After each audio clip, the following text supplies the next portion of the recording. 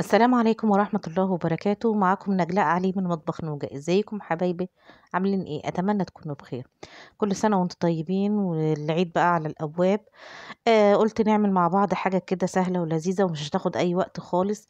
هنعمل بسكويت الشنكار. بسكويت حلو كده ولذيذ وخفيف. معانا هنا بقى المقادير: كوباية ونص دقيق، ومعايا نص كوباية سمنة، ونص كوباية سكر بودرة، ونص كوباية نشا، ومعايا فانيليا، ومعلقة بيكنج باودر، ومعايا بيضة بدرجة حرارة الغرفة. اول حاجة هنعملها، هنمسك نحط السكر ونحط عليه السمنة ونضربهم كده بأي حاجة، بإيدك، بالاسباتيولا، بمضرب بيض، بمضرب عادي المتاح عندك اعملي بيه. تفضلي تضربي فيها كده لحد ما السكر يدوب ولونه يفتح. تقعدي تضربي كده وتقلبي لحد ما يديك القوام اللي انت شايفاه ده. بعد كده هنضيف البيضة وعليها حبة فانيليا ونكمل ضرب تاني.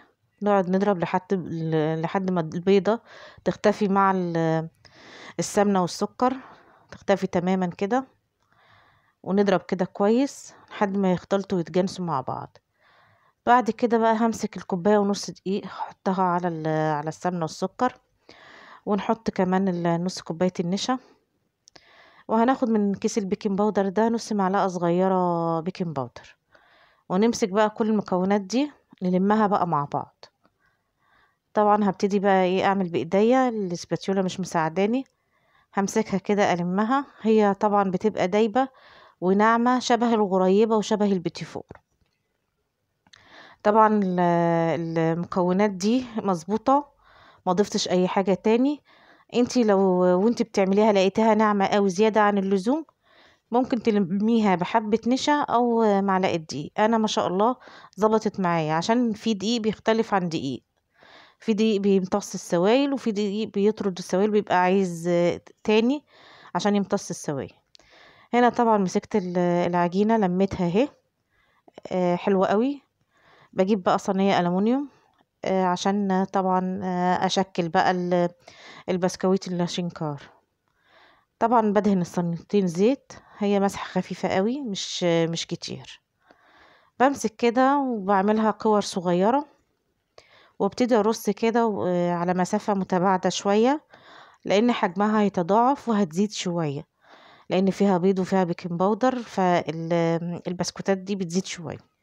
فانت تديها مساحتها على اساس ايه، لو حجمها اتضاعف ولا حاجة ما تلزقش في بعض.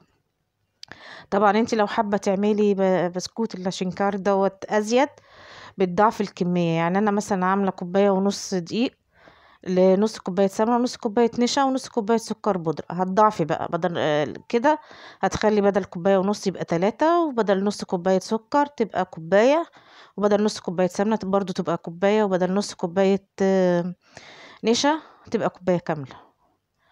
وتعملي الأحجام مضاعفة. هي عملت معايا أكبر صينيتين عندي حلوين. وقلنا زي لو انت فعلا عايزة أزيد هتعملي. والتسوية على درجة حرارة متوسطة 180 درجة، بياخد 10 دقايق. أول ما لونها بياخد اللون الذهبي من تحت، ده كده أنا هدخله الفرن. بتطلعيه زي ما أنا وريتها لكم كده. طبعا يا دوبك بس هي تاخد لون ذهبي من تحت، وتسيبيها في الصينية لحد ما تبرد خالص. ما تحركهاش من الصينية، ما تبرد كده وتتشمع في الصينية. تبتدي بقى تاخديها وتشكليها.